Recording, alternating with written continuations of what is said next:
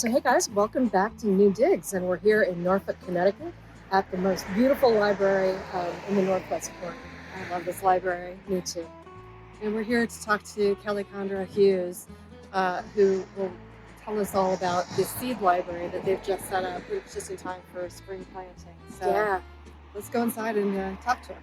Perfect.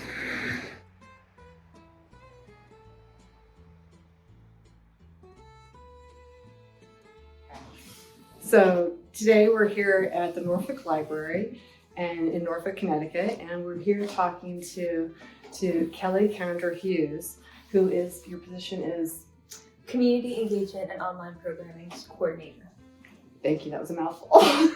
Yep, she just told me a second ago and I couldn't remember it, so that was a nice handoff. So we're talking today about the seed library, and I'm very curious about this, how this came about. So this seed library came about because as part of my job, I like to snoop on other libraries' websites to see what they're doing. And sometimes I see programs that are of interest that I think our patrons would really enjoy. I see some of the Library of Things offerings that they have. And a few libraries out there already had a seed catalog. So I talked to the director about it. I said, here's what some other libraries are doing. Maybe we could do that this spring.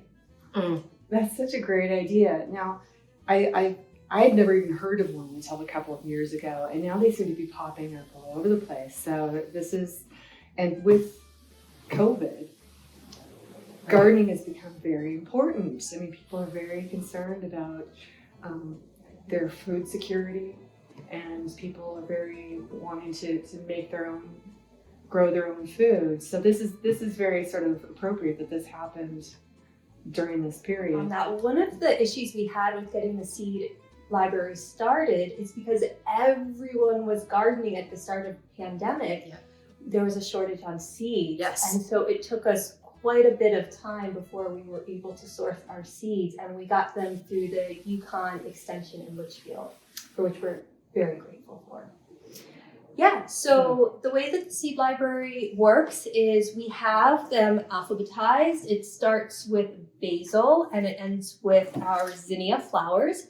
And if you have a valid library card for the state of Connecticut, you can come and take some seeds. We scan your barcode, we keep track in an Excel spreadsheet, and then you just have fun in your garden with our seeds. So there's no charge, it's just... Oh, no, we're a library.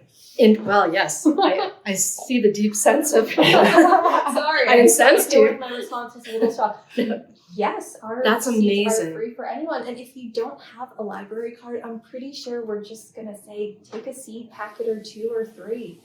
It looks like you have, probably 20, 25 varieties of things here from, as you said, from basil, I see broccoli rabe, melons, peppers. There's flowers too. Yeah. We do have some flowers. So we have a wide variety. We had to cull some of the seeds because they were past our viability, thanks to Jill, who gave us a great list, and we were able to weed some out. But we are getting some more seeds in the next week or so. And it's, again, Yukon Extension Litchfield. They're just so generous and so helpful with our seed catalog. If a person like me who has too many seeds, if I wanted to donate some, would that be useful to you guys too? Like if local people wanted to donate? Oh, absolutely. As long as you give us information about the seeds, because most of us do not have a working knowledge of gardens. Right. I think we have one person on staff who I would consider someone fairly knowledgeable. I just it's just fun for me. It's something fun. It's something I don't know much about, and I'm just happy to sprinkle seeds and see what happens. Yeah. Let's talk about that viability date that you were just mentioning. How does that work on seed packaging? Well, as you know, working in the industry, that they package for that year. Meaning the manufacturers. The manufacturers have a date on it, and that's the year that it's packed, and you're not allowed to legally sell it beyond that time. Right. But that doesn't mean that the seeds are bad necessarily. So different seeds expire at different rates.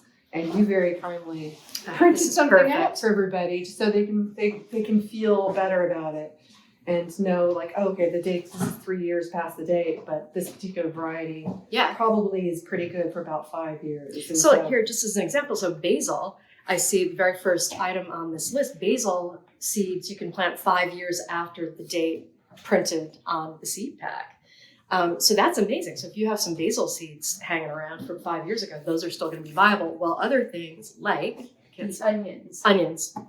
Yeah. So that's a great list. Thank you for putting Yeah. that together. Well, It's the really reason- helpful. The reason I did that is because a lot of these seeds do have that retail date on Yes. it, and I suspected people like me who don't know would say, come up to the front desk and say, "Why are you handing out expired seeds?" Right. This Perfect. way, I'm hoping to stave off some of those comments. That's perfect.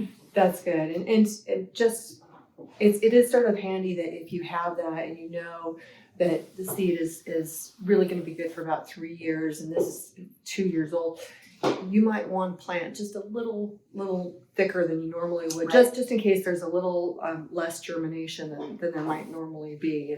If Right. you know, if you're doing them in little capsules, you might put 2 seeds per, just to be kind of sure, but not necessary, but it kind of gives you a little insurance if you. Yeah. And I have to say, I love this display case. I mean, I would come in to see this because I love things like this, like apothecary cases. And is this an old card catalog or something? Yes, Oh this my was gosh. actually in use at the library at some point. It's beautiful. It's a perfect Yeah. new life for it. Yeah. Yes. Yeah. In this gorgeous library. And actually, Whereas now everything's all digitized and everything, so people don't go to card catalogs anymore. No. So now you have a new life for it. Yes, and we actually still have some of the old cards that were in this catalog, oh my gosh, just for archival reasons. that's Yeah. really interesting. So have you had success? Have people been coming in and getting excited? How do you? I don't know about Yeah, this well, it's year. just- Yeah, because it's just brand new. started, Yeah. and we kept track last year, and I am guesstimating because I should 60 to 70 unique users took close to 200 seed Oh my packets. gosh, That's wonderful. I would never. Yes. That's amazing. Now, noticed that some libraries, they encourage you to, after you've grown whatever it is, if you let your plant go to seed, to collect the seed and bring it back to the library for the next year. You're not really like focusing on that here because that's sort of a little bit more of an advanced thing. Yes, we are a beginner seed library, so we don't want anyone to feel intimidated by having to do that extra step. But Right. if you know how to do that and that's something that you would enjoy, yes, please do that. Educate us. We're happy to learn as well. That's why most of us are working in a library first. Exactly. Yeah, I noticed that last year I actually did take a couple of seeds and they were in little brown envelopes that with handwriting on it. So somebody had brought in some seed. Oh, And- very cool. And that gave me actually more confidence that it would grow in our area because I figured that it would be a regionally adapted seed. That if someone else grew it here last year and it was successful and they collected the seed, then it would work for me. So, I was also thinking if there are any squash in here. Yes, indeed. Yes. Summer squash. That people who have reached their saturation point are probably going to be bringing you like bushel baskets full of squash and dumping them out in the vestibule. So you should just be ready for that. Yeah, putting it yeah, on the well, return slot. Yeah, well, we'll take them, but we also have the Norfolk Food Pantry. There you which go. If you That's have extra perfect. vegetables, you might want to contact them. That's They're great. housed in Battelle Chapel. Oh, very nice. Wonderful. That's a great idea. Thank you so much. Thank This you. was really, I love this and you know, just being back in the library gets me all juiced up, yes, for spring. So this You're is welcome. wonderful. And our library is especially awesome. It is It a is. wonderful. Glad to have It's you a here. wonderful library, Oh and my I hope gosh. everyone comes and checks this out and peruses the vegetables and the flowers and has a great spring. Yeah, it's probably one of the most beautiful libraries I've ever been in. So We've been around a while, 1888. that's amazing. Thank you so much. Thanks. You're welcome.